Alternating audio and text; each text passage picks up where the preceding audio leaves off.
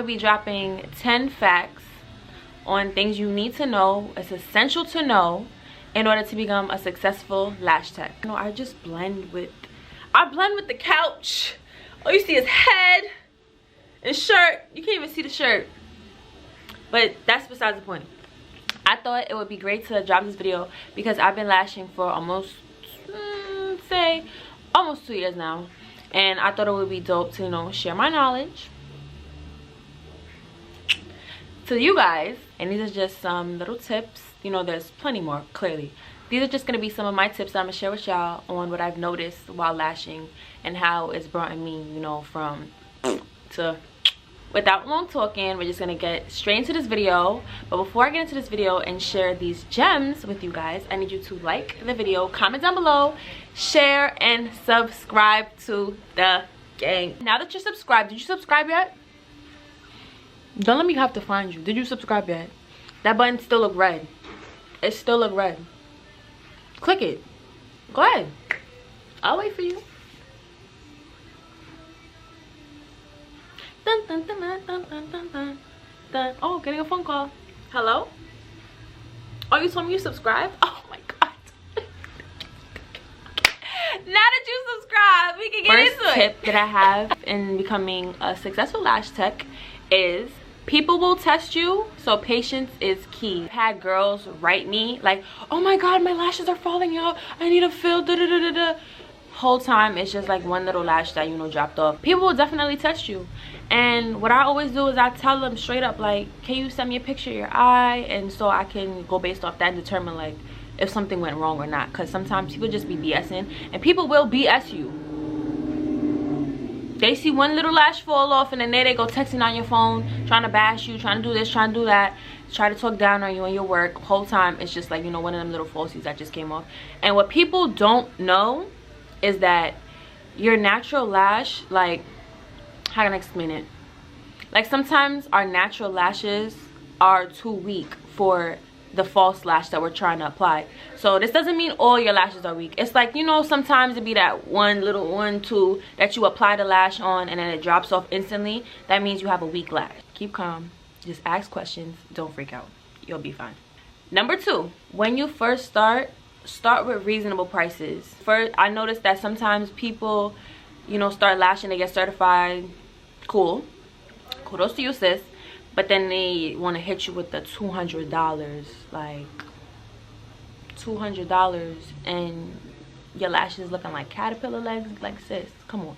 I always say charge people what you would pay if you were getting your lashes done. So if the roles were reversed, charge people what you would charge yourself. Does that make sense? So boom, if you are giving $30 work, don't charge nobody no $250 for you giving $30 work. As time goes on, your prices will increase, you know, based off of you and how you feel. Everything is all about feeling. Remember, you're your own boss. So anything that you feel that you should do, do it. But do it with a conscience that, like, okay, my fans, you know, my volume lashes got better, my classic sets got better, so I don't have to charge $20 anymore. I can, you know, go up $5, $10. I can now charge $30, or I was once $70 and now I can, you know, go a little bit up and charge $80, you know, stuff like that. Just be cautious of your work, just to know that you're not overcharging. And what I say is that if you're gonna go up in charge, offer something else, like whether it is like what I do. When I went up in my prices, now everybody that has a fresh set, they get a lash bath. I know some lash techs that charge lash baths separate, but since I went up in price, I didn't go drastically, but I went up a little in price, so now everyone gets a free, well, it's included in the price, a lash bath. And also lash baths help with retention. Tip number 3, isolation of the lash is everything. That's like your make or break to see it, like, you know, the split between your work being fire and mediocre. Isolation is when you isolate, you know, the lashes on each side, and it's just that one lash, the one natural lash that you're focusing on, to apply the false lash on. Now, you don't want to just put lashes in clumps. You don't want to put lashes on top of 3 lashes, 2 lashes, because that can also damage the person's natural lash growth. Tip number 4, don't judge your lash performance on the next lash text, because you will definitely have a mental breakdown. When I first started out, I was looking at girls that's been lashing for 7 years. Mind you, I just started out. I don't know why I thought I was going to be the greatest, but it comes with time. So definitely don't beat yourself up about it. Always practice, practice, practice, practice. You know, if you're having friends that are willing to let you practice on them, that's great. This goes back to the pricing thing. If you're just starting out, you know, you want to hit people up and be like, hey, I'm starting to do lashes, but I need to practice. But it will be for a fee, you know, of a little $20, $30, just so you're making your money, but also you're getting that experience and that practicing. Tip number 5, focus on quality, not time. Quality is everything. So even if it's, you find yourself taking like 2 hours, whatever the case may be, it's all worth it, because the price that the person is paying. You don't want to have people come in your ear like, oh, my lashes are falling out, my lashes did this, my lashes did that. So just take your time the first time to begin with, so that you won't have these issues. Number 6, and this is the make or break for how long your lashes will last. Pay attention to the glue that you're using. You can feel like you did everything right, you isolated properly, you gave the lash bath, you was priming, you did everything possible, but if your glue is crap, the lashes will flop. That ain't rhyme, but I wasn't trying to rhyme, so mind your business. I personally, and this is personal preference, I personally swap out my glue like every 2 to 3 weeks. More so 2, just so that it's fresh, you know what I mean? And also shake up your glue for like about, give it a minute before you put it in your glue ring, your glue stone, or however you distribute your glue. Number 7, budget yourself. Always have your own money plan. Don't focus on the next person's money plan. Focus on your money plan. Everybody's prices are different. Everybody charges different. Everybody doesn't have, you know, deposits. I know some people that don't do deposits. I know some people that do deposits. I think the most common one is like $25 deposits. Some people take that $25 deposit and put in their savings account or put in their lash account to re-up on supplies and stuff like that. So what I do is I take my $25 deposits and I put it in a lash account, so that I can always re-up on my supplies, like what do I need, glue, lash trays, whatever it is.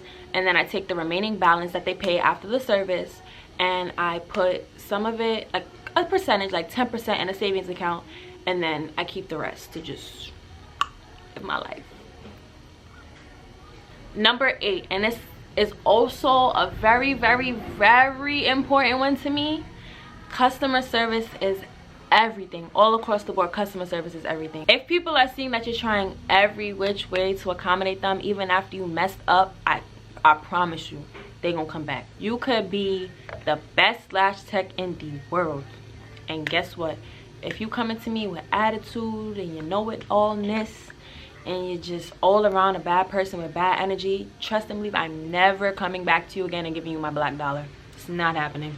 Number 9, be intentional about your space. Whether you're in a shop or lashing in your house, just make sure wherever you're doing your work is not only comfortable for your client, but yourself. Say if you're in a shop and you're paying booth rent, or you're paying, you know, a suite rent, whatever you pay to keep your space.